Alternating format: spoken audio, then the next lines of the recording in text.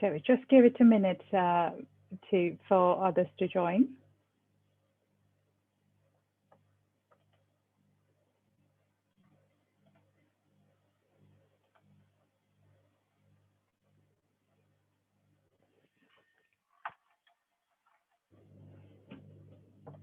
So good afternoon, everyone. Thank you for joining us. Welcome to our webinar on effectively leading virtual workers today. So I'm just looking at the time. It's just gone 1 minute past. So I think we've only got 20 minutes. So we'll make it start, Martin, if that's okay. So I'm Renu from Talent Grader. I'm the founder of Talent Grader. This webinar is part of the monthly webinar series we do every month, and we invite a guest speaker and we cover topics related to recruitment and talent assessments. And our guest speaker for today is Martin Lax, who is the co-founder of Assessment AI. And before I hand you over to Martin and introduce him properly, I just wanted to cover a couple of housekeeping points. And this session will last for 20 minutes and it's being recorded. We'll share the slides with you after the session. So don't worry about making notes. Just sit back and enjoy listening to Martin. And can I also suggest that you use the Q&A function if you have any questions related to the topic we are covering today. So type your questions in there and we will have a few minutes towards the end of the session to look at your questions.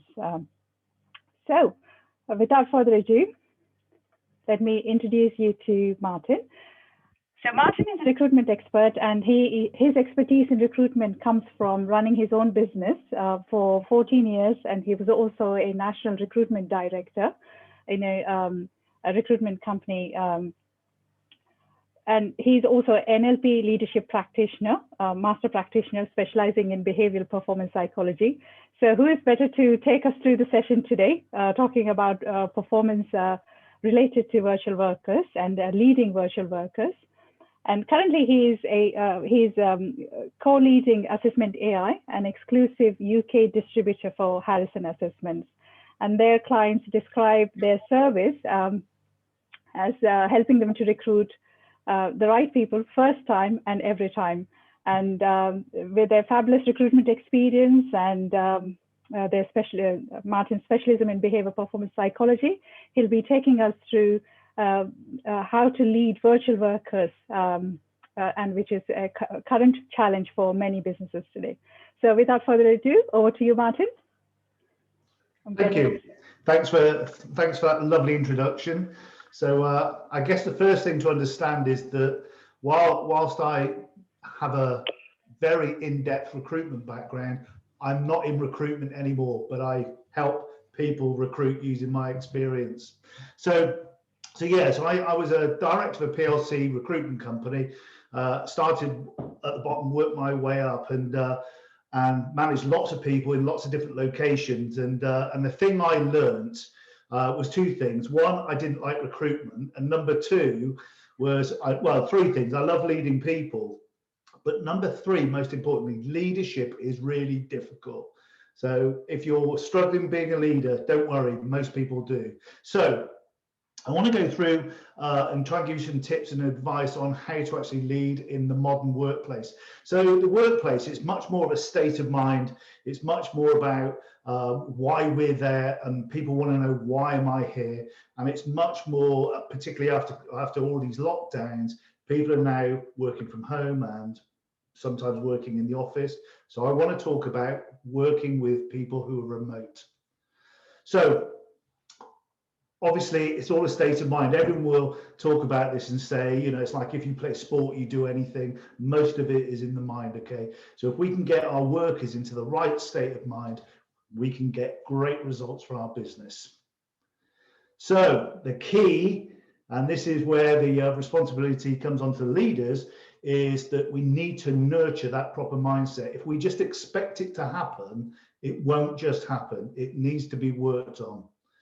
So there's 5 principles that we're going to talk about.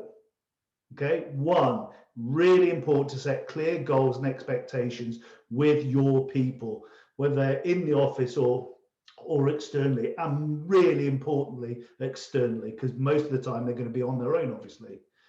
Trust is really important, and it's an odd thing because quite often as human beings, we're not that trusting, but you have to trust your workers, and it has to be genuine. And that trust has to come with accountability.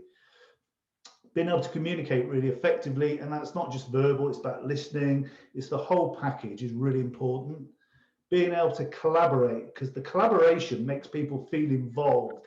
So if you just have home workers and you're just telling them what to do, it won't work. You need to elicit their information and what they want to add to it.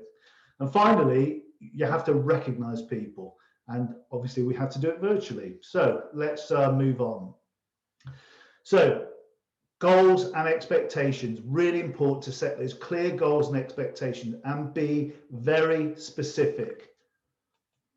So work structure is really important. Now, we have different clients who work in different ways with their external or with their home workers, if you like, and setting that structure and what the rules are and the expectations from both parties is essential. So, for example, we have one particular client, and what they actually do, they have what they call core hours. So between 10 and 2 p.m., I am on the end of my computer, okay? Now, if I need to do other things between 8 and 10 or 2 o'clock and 4 o'clock, that's okay. But I always need to be available. And if for any reason I wasn't going to be available, I would let the team know and let my leader know. So we always have that clear working together expectation. So really important, we must trust people. You can't say, well, where were you when I called at 9:30, you know, because that will obviously erode the trust. And as I said, so let the group know if for any reason you're going to be offline, and that's the expectation. So now I know how I'm going to behave or what my expectation is. Now, this is a biggie, I think, is the trust and accountability. It's a tough thing, you know, trusting people when you aren't with them all the time, okay? You have to trust implicitly, and it has to be genuine. Otherwise, people will see you. There's a saying in NLP that you can't not communicate. You're always communicating. So make sure we're communicating trust. An interesting study was done recently about these virtual environments that we're working in. And it takes 4 times longer to build trust rather than when you're face to face with people. So that's really important to bear in mind. So we have to work on that. So this is really interesting. So there was a lot of research done recently by an occupational psychologist. And one of the problems that managers or leaders are having, they have this inherent belief, and it could be quite unconscious, that you can't manage what you can see. So it's almost like, you know, you either, you know, and fear always comes into this thing, you know, when you're managing, you know, you either put, you know, you don't trust people or you just leave them alone. But it's all about having a balance with the right people. Okay, so being able to see people isn't essential, as we will show you. So the virtual manager. So one of the things that people are talking about, like a new buzzword, is embedded working. Embedded working could be that people spend half their week in the office or half the week at home. But this is all aimed at the people who are going to be working from home and when they're at home. Okay. Equally, sometimes the leader might not be in the office either. So this is really important. So let's talk about the virtual manager or the virtual leader. So these are the key traits that the best managing or leading virtual workers actually possess. Okay, so number one thing, be naturally proactive. You know, if you're just sitting there and waiting for people to talk to you or offer support, it won't work. Be naturally proactive. Good communication skills, be open with people, be honest, and always be considerate about how you're communicating with people. Okay, really, really important. We'll come into that. And then the last thing, which is a bit of a strange thing, is being comfortable with ambiguity, because when you're obviously managing or leading people via this virtual environment, it's quite difficult. So you need to be comfortable with the fact that people won't always say what they think firsthand. and they won't quite say the right thing. So be comfortable with it. Those are the three things, and those are the things that we would look for in an effective leader. So one of our clients, one of the things that they do is they set structure, and this is their daily structure. So it's just a 15-minute meeting every single day, okay? And they get everyone together. All the members report what yesterday's results were, what today's results were, and equally what obstacles and what challenges they've had. Because when you're virtually working and something goes wrong, or you have a bad call with a client, or whatever it might be, you've got no one to bounce off of, or to feel in, or to get that empathy. So it's really important. So it's called a 15-minute daily stand-up. So communication, as we were saying earlier on, it's the top employee motivator. Okay, really interesting. So this guy called Dr. Bob Nelson, he's a very high-level occupational psychologist. He has done research alongside with accountants, and what they found was senior executives think that communication, or 45% of them think it's important, yet 95% of employees think it's important. And believe me, if your employees think it's important, it's important. So it's absolutely critical. And one of the things with our communication style, is we need to be direct and transparent. Okay, we can't do things like, how are you? Yeah, fine. Oh, okay, then you got, well, how do you mean fine? Okay, or you have to be very direct in your communication. Let people know where they stand, because that's the rules you've already set out.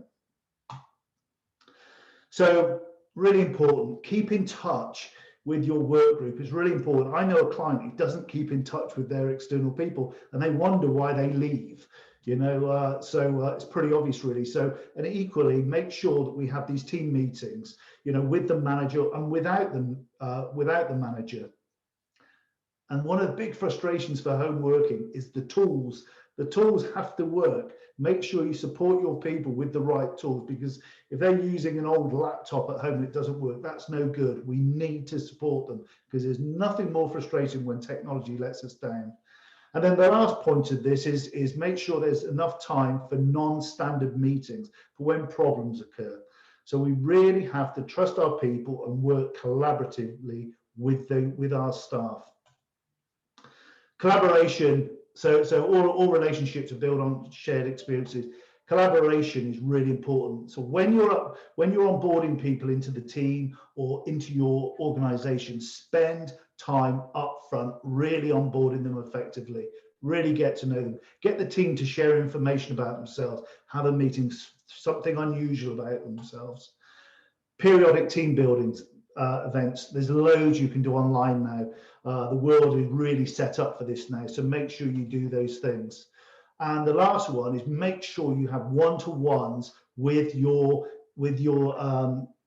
staff, because it's absolutely critical. And you have to include in that career development and career opportunities, because creating the vision and where they're going and what their goals are is absolutely essential to keeping people on board and motivated. So you've got to get serious about recognition. If you're serious about promotion, it's absolutely essential. So here's some ideas on here that you can use. So you can have celebrations, online meetings.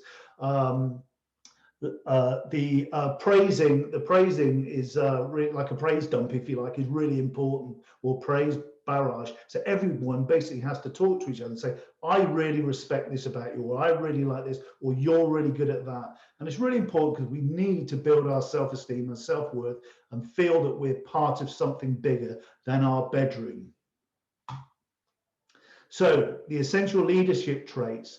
So this is what they are. So what we do as a business is we can measure behaviors that make people suitable for specific job roles.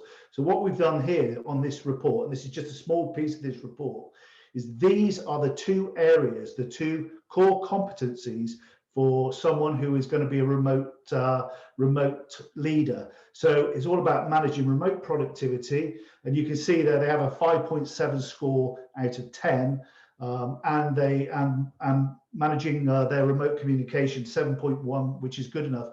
Now, below this, so these are competencies, and competencies are made up of a number of different behaviors.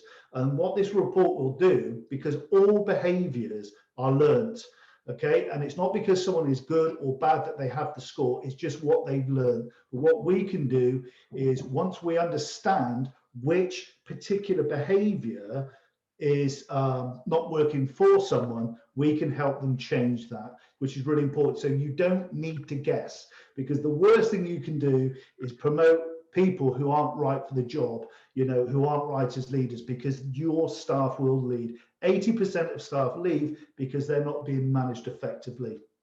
So this is part of our assessment tool. We can measure how suitable someone is and then find the areas that need developing. But of course, leaders are not miracle workers. They have to recruit the right staff.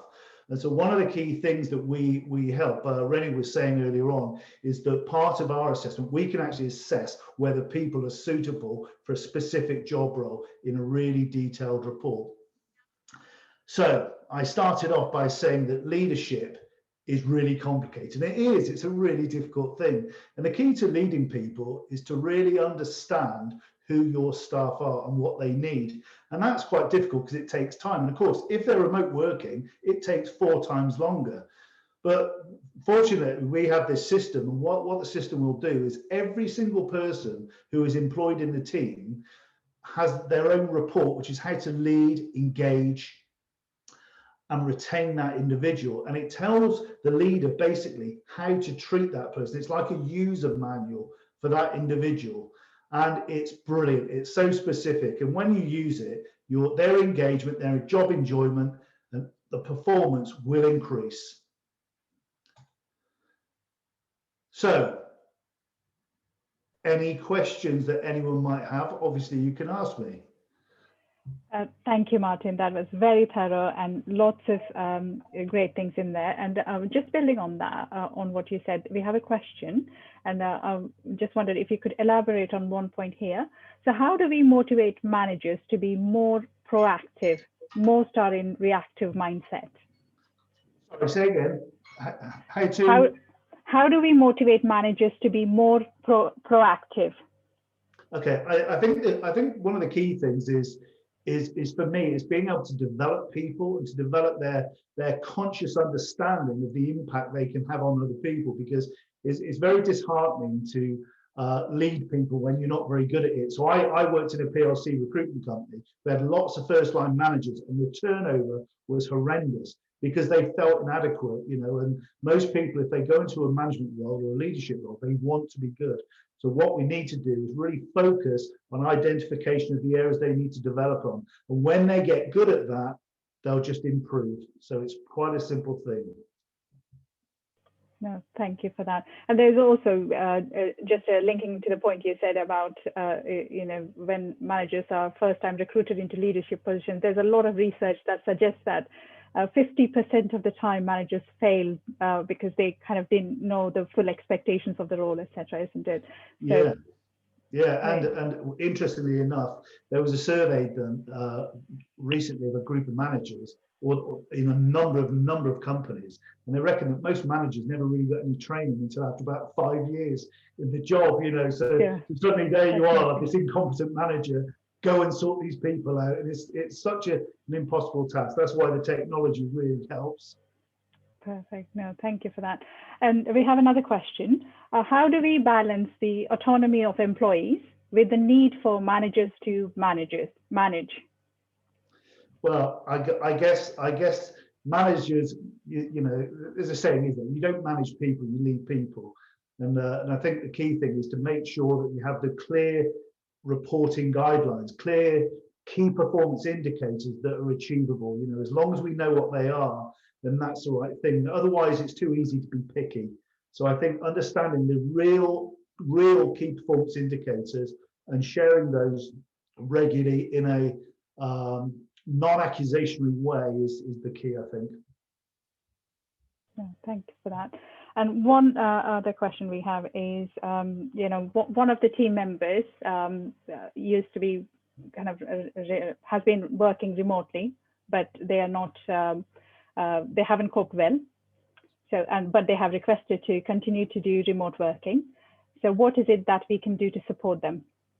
Well, the key thing is to really understand which areas they're uncomfortable with, because people are funny, aren't they? They just say, "Oh, I'm rubbish at this," but they're not. It might just be one particular aspect. Okay, and it's a bit like probably when you cook a meal. If you've got one of your ingredients wrong, it's going to taste funny. But if you can identify that one area and then work with them, then that will change them. Because it's really understanding, because we all have these behaviors that we're taught from a very young age, and sometimes they work against us and we're not aware of them. And once we can uncover those, it's like a liberation, really. You know, it's that, my God, I never knew. I thought that way. You know, I was unconscious. So yeah, it's identifying the key area, not the whole thing, because it's never the whole thing. It's just an area. No. Thank you for your words of wisdom there. Really useful to kind of listen to you. This is a challenge for many businesses at the moment. So I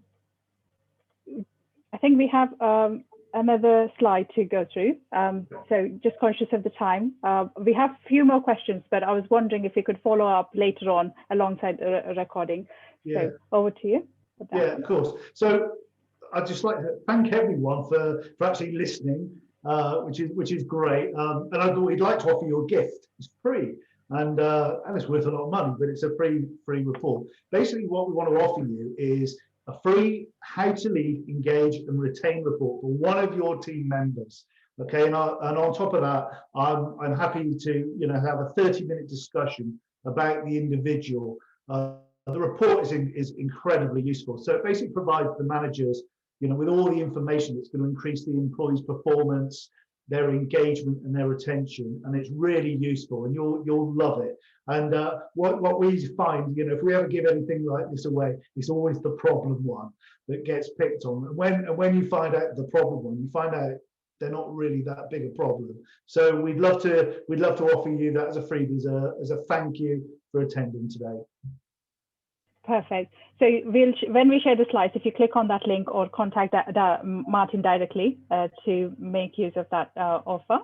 So thanks everyone for your time, and we'll catch up with the remaining questions.